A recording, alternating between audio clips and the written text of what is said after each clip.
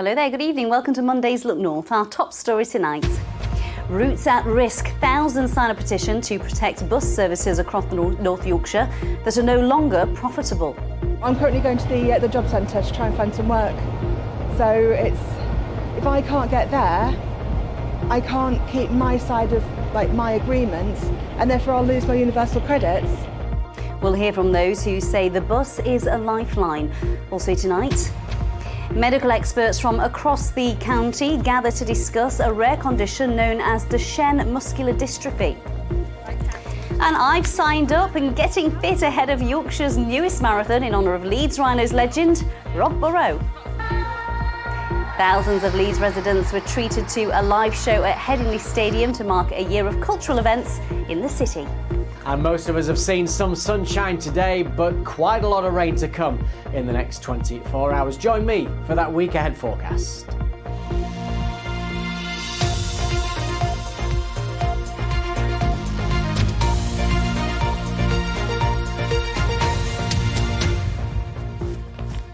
Hello, good evening. Hope you had a good weekend. Tonight we're talking about cuts to rural bus services, specifically in North Yorkshire, where 80 routes are under threat because they're no longer profitable. Now, one of them has been described as the jewel in the crown of the county's network, the Coastliner service. If extra money isn't found, it could be scrapped between Malton and Whitby. North Yorkshire has already seen some of its most stringent bus cuts in England over the last decade, losing 40% of route miles between 2013 and 2019. And that's partly because the local council has less money to spend on supporting unprofitable services. In 2010, North Yorkshire's budget for local bus routes was £5.5 million. Now it's just £1.6 million. Our transport correspondent Spencer Stokes has been meeting passengers who rely on the Coastliner. A picturesque bus ride across the North York Moors and winner of the most scenic bus route in Britain. But this isn't a sightseeing trip. For most users, it's an essential service. A service that's losing money. Passenger numbers haven't recovered since the pandemic. So bus operator Transdev is considering axing the route north of Malton. But that would leave Kathy, who lives in Thornton-le-Dale, without the public transport she needs. I had a stroke, so I couldn't drive anymore, and I didn't want to rely on people because I'd been so independent before. So we looked at other villages, and we chose Thornton-le-Dale because it gave such an opportunity for me to get my independence back. Is this a profit-making service, or is it a service for the local communities, the rural communities? Coastliner services run from Leeds and York through Malton to Scarborough and Whitby. It's the section between Malton and Whitby over the North York Moors that's under threat. The route in its present form is not sustainable. We have very few people that use it every day or every week. And that's often what a bus route really needs to ensure. It needs that regular, predictable custom. Our three key costs that have all ramped up, particularly over the past 12 months, is fuel, which is obvious to everyone. We've all seen the impact on our fuel bills, our wages, what we pay our drivers and our colleagues. That's up by around 9% in the past year alone. And our engineering materials is up by 30%. The bus company is now turning to the local council, asking for financial support to keep the service running. This route is not the only route that is facing difficulties. We have around 80 routes across North Yorkshire that have been profitable but now are no longer so. The hope and aspiration is that we can protect routes like the 840 and as many of the other 80 that are at risk at the moment, so that we have the best foundation for building back in the future. Back on the bus, another passenger with no alternative way to travel. I'm currently going to the job centre to try and find some work.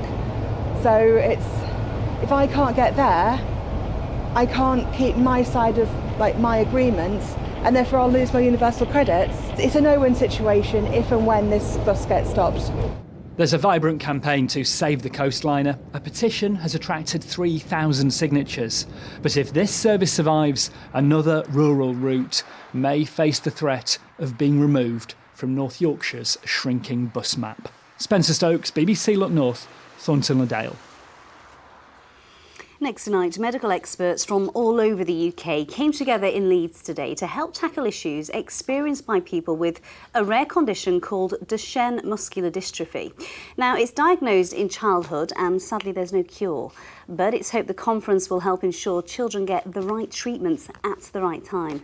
Beth Parsons has this report. Jack celebrated his 11th birthday last month. Jack copes very well with it. He's always got a smile on his face. Sometimes, occasionally, he's a bit grumpy, but yeah, he's doing really well. He lives with his family in Pocklington and is one of 2,500 people in the UK living with Duchenne muscular dystrophy. It's a rare progressive genetic condition that gradually causes muscle weakness. It mainly affects boys. There's many complications that can come with having Duchenne. Not just what you would think of as your arms and leg muscles, it's also heart and breathing muscles. He is struggling to walk, to keep up with his friends at school, which he finds very difficult. Along with other parents of children with the condition, Claire noticed that care isn't always as good as it could be, varying massively from one area to another. We took Jack to A&E. I did mention the name of Jack's steroids to one of the A&E doctors, and they hadn't even heard of that. So it was pretty frightening, really. It's important that they get the right care because it can be very crucial to their lives. It's been a decade since he was diagnosed. Alex Johnson grew up in Castleford and also has a son with the condition. He turns 15 next week and is also called Jack. Alex co-founded the charity Duchenne UK and has organised a 2-day conference in Leeds this week, which will bring together medical professionals from all over the country to try and tackle the differences in care. Families were talking about what they were getting in different areas of the care, and it was actually causing a lot of anxiety and often frustration for families because of how differently care was being managed. So we wanted to bring everyone together today to discuss how we could harmonise care and make sure that all patients, no matter where they live in the UK, get the best care they can. It's really difficult with rare diseases to get onto people's radars, especially at the current time when healthcare services are under so much pressure from so many directions. And that's a big challenge for us, I think. Sometimes delays are really critical for these young people and can have a massive impact on their longer-term quality of life. It's hoped that the discussions happening round the table today will improve outcomes around the UK in the future. Beth Parsons, BBC Look North. The Prime Minister, Rishi Sunak, has been visiting a community health centre in Leeds this morning, talking about how the government plans to ease pressure on the NHS. Now, he said there'll be extra money to help speed up the discharge of people into community settings or back home. Today's announcement is even more funding to help support those initiatives. I'm fortunate to be visiting one of those places today, which is doing a particularly good job in treating people closer to their homes. You know, that's the right thing to do, because what it means is it frees up pressure in our hospitals. That will ease some of the burdens that we're seeing in emergency departments and ambulance waiting times. And it's also better for people to be treated at home where they can be, or closer to their home. A comedian from Chesterfield has admitted 5 counts of making and 1 count of possessing indecent images of children. A court heard how 52-year-old Christopher Thomas Binns, seen here in the TV series Hospital People, asked a family friend to sell 3 devices containing indecent images on eBay. He's due to appear at Derby Crown Court for sentencing later this month. West Yorkshire Fire Service were called to rescue a horse at the weekend which had fallen into a sinkhole. 27-year-old Prince had been enjoying a walk in the morning around his field in Mirfield when he disappeared from view. Gosh, look at that. He was later discovered trapped in the hole. Prince had been sedated, so an excavator could be used to help free him. You'll be glad to hear that Prince has now fully recovered from his ordeal, looking very happy there. A house in West Yorkshire was structurally damaged last night after a car was driven into it after just 11 o'clock. The vehicle, which has been described as a large black 4x4, then drove off. No one was hurt in the incident at Loxley Close in Bradford, but police are treating the collision as deliberate and are calling for witnesses to come forward. Now, 4 months after a fire broke out at a waste site near Sheffield, residents say it's still burning and they're concerned about the effect of the smoke on their health. The site at Kiverton Park is being used to store tons of mixed waste material in a huge, now damaged warehouse. The Environment Agency and South Yorkshire Fire Service have been working together to monitor the site. They're hopeful the fire will be out very soon, though there is a risk of it reigniting. With an update, here's Kathy Killick. When the fire started here last September, few people living around here could have thought that it would still be burning into the new year. But it still is. Every now and again you get a wave of smoke, an acrid smell billowing across. It's not pleasant. Last week, the Environment Agency said work to extinguish the fire was nearing completion and that putting it out was now on the horizon. It's been a very difficult situation for the fire service. What they're dealing with is baled waste, and rather like peat fires, it just smoulders and can reignite and is extremely difficult to put out. The Environment Agency has installed an air monitoring unit to check pollution levels, but after nearly 16 weeks of smoke, the residents around here are pretty fed up. It's been awful, absolutely awful. I haven't met anybody in the local area that hasn't complained to me about the smell. And it's very difficult to describe a smell. I know that, I understand that. However, this is something none of us have ever smelt before, probably because we shouldn't be smelling it. And the issue is, if we're smelling it, we're probably inhaling it. And we do know that, globally it's recognised that if you're inhaling smoke for a long time and a long period, it will have an effect on your health. And you have to make sure all the windows are shut. And of course, trying to live without some air in the house is very difficult. And it's just been going on for too long. 4 months is nonsense, and it's got to be sorted out. The Environment Agency say they're investigating potential environmental offences here, and South Yorkshire Fire Service say this is an illegal waste site. The police and Rotherham Council are now also involved, which means that even when the fire does eventually get put out, this won't be the end of the story. Kathy Killick, BBC Look North, Kiverton Park. Now, what is this about you running a marathon? Don't know. Have you ever Have done you one? lost? No! I've always said absolutely not, won't do it. Very sensible, Tanya. I, on the other hand, have signed up for the Rob Burrow Marathon. Madness. Good luck. Anyway, for those who've signed up for Yorkshire's newest marathon, the training starts now.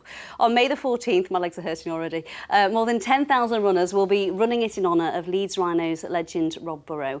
I've officially signed up and I need all the help I can get. So I've been to meet some runners from the MND community to see how their training is going. 3, 2, 1, off we go. There's 4 months to get marathon ready. Here's just some of the runners from the MND community who've signed up for the Rob Burrow Marathon. Most were long shifts for the NHS. Getting them here was a challenge. I'm managing to find the time to fit it in. I'm struggling a little bit. I've worked all weekend, so 25 hours, and then I've run today, so it's really hard. Well, we're at week 1, so it's started. It's going about as well as you could imagine with all that time to go. Is this new year, new you? We could call it that, yeah. I work with Lindsay, Rob's wife, and quite a lot of us are doing the marathon as a sort of team. And I think if you're going to do a marathon, this is a good one to do. I am so happy about naming a marathon named after me, especially since there has not been a marathon in Leeds since the 80s. In honour of former Leeds Rhinos player Rob Burrow, the run will raise money for research into MND and a new treatment centre here. How are you finding the time to fit all the training in? Really tough. Naomi is a nurse at Seacroft Hospital. It's her first marathon too. Working within the MND team, I can see the environment that we work in, and although we all try our very best, we know that it can be a lot better of an experience for our patients. So I really believe in the centre and trying to get there for it and putting my feet where my mouth is, really. There seems to be a celebration at the moment of a movement that is so powerful and so inspiring, and I just want to be part of that. Ian was diagnosed with MND in 2019. He and running partner Martin will take on the marathon together. Yeah, my batteries will get me round there. It's whether Martin can drive this. We'll get up around the hills of Leeds, whatever it takes. It's just a privilege to be part of it for Rob's family and all the MND community, and to partner Ian. Can't think of anything better, really. Like me, many people here have only ever run a few miles at a time, so We need all the help we can get to go from zero to hero. It's progressive overload, trying to gradually increase that training. Sarah worked alongside Rob at Leeds Rhinos. She's here to give a few training tips. Everybody can get round, I think especially if they've done a little bit of training and preparation, and especially if you've got that motivation for a good cause like this as well. I don't know who's thought of the route, but it's no York or London, is it? It's pretty hilly. I haven't looked at it. Oh. Ignorance is bliss, I think. Well, all I'll say is the Chevin. What? No. You'll be fine. 16 weeks of training left. Wish us luck. Well, also running the marathon is Rob's amazing wife, Lindsay. Lindsay, how is the training going? Yeah, okay. I think we've got about 18 weeks to go now, and I'm up to sort of running around 17 miles is the furthest I've run. So wow. I'm running on average about 40 miles a week, which is it's quite tough fitting in the miles. Obviously looking after Rob and the children, and that's the hardest part for me is fitting in the training. But I think when you look at what the MND community go through, you know, running a marathon, it's, you know, they go through this, you know, toughness every day. So I think it's just good. It gives you a focus, and it's really looking forward to doing it. What does it mean to see some of your NHS colleagues, people from the MND community, taking on this challenge as well and running the marathon? Yeah, I think it'll be fantastic. I think just to have this mass participation event and, you know, to see some of the MND team out there running and some of the physio colleagues as well that are doing it will just be brilliant. And I think just having that familiar face along the way to, you know, to kind of spur each other on. And I think, you know, as Kev said, it's about running for a friend, isn't it? And so, yeah, it'll be great to have so many people out there along the route and people to come out and support it as well. Running for your husband, in your case, what does Rob think to you doing this? Yeah, I think he's just really proud. He actually came to the gym with me the other day, and I'm thinking he's probably thinking, "Come on, Lindsay, pick up the pace. You can run a bit faster than this." But no, Rob, is fully in support. And sometimes you do feel really guilty because it takes up, especially the long runs, the 2-3 hour runs, and there's Rob to think of, and sometimes you do feel guilty, because there's Rob and the kids. But at the end of the day, you're doing it for him and for the MND community, and just to make them proud. And how is Rob at the minute? Yeah, he was really good. He's really good. I've had a lovely Christmas with the kids being off, and yeah, really nice. Well, I'll catch up with you for a training run nearer the time, but 17 miles already, you're going to be speeding round. Lindsay, thank you. It's great to see you. No problem, thank you. Finally tonight, what a night it was. Thousands of Leeds residents were treated to a live show at Headingley Stadium at the weekend to mark the start of Leeds 2023, a year of cultural events in the city. Leeds decided to stage its own year of events after Brexit prevented it from being a European city of culture. Earlier we were joined by BBC radio host and Leeds presenter Sanchez Payne and Abigail Scott-Paul from Leeds 2023. It was unbelievable, Amy. It was just everything we imagined it to be. We worked so hard to get to this point and to come together to have some amazing artists, local talent, to be on that stage and make sure that the world and Leeds was awake for this year, 2023. It was everything I've ever dreamed of. And so many diverse groups as well. What was the highlight for you? The highlight was seeing everyone come together. We had amazing Corinne Bailey-Rae, Gabby Logan as my co-host, but then the LS18 rock stars, 10-year-old rock stars on stage, a carnival remix to the Kaiser Chiefs, our anthem. It just beautifully blended together, didn't it?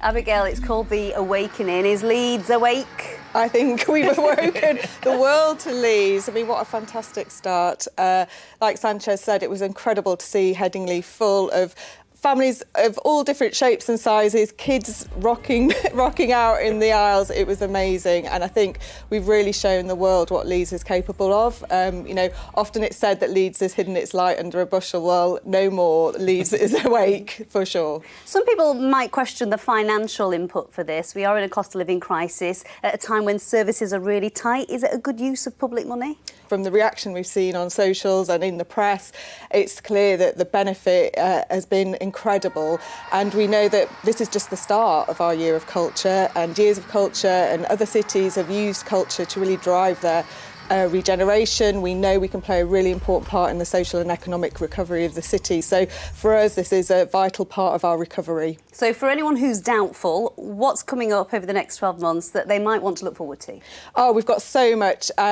Obviously, to get a ticket to the Awakening, people had to submit a piece of artwork. So look out in the city later this month where that artwork's going to be popping up in unusual places.